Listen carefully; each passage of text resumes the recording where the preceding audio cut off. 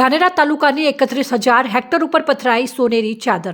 ધાનેરા તાલુકામાં રાયડાનું વાવેતર મોટા પ્રમાણમાં થાય છે અને શિયાળામાં આ સમયમાં તમે ગામડાઓમાં નીકળો તો જાણે ખેતરોમાં સોનેરી ચાદર વસાવવામાં આવી હોય તેવા દ્રશ્યો જોવા મળતા હોય છે। ધાનેરા તાલુકામાં શિયાળાની સિઝનમાં 31,170 હેક્ટરમાં રાયડાનું વાવેતર કરવામાં આવેલ છે।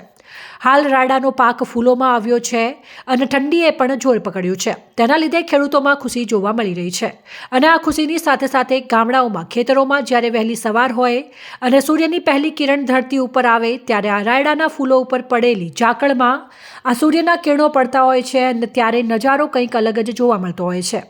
જાણે કે ખેતરોમાં સોનેરી ચાદર પથરાયેલ હોય અને તેના ઉપર મોતી વેરાયા હોય તેવા દ્રશ્યો ઉભરી આવતા હોય છે અને આ દ્રશ્ય જોઈને માનવીનું મન પણ 2 મિનિટ માટે થમી જતું હોય છે।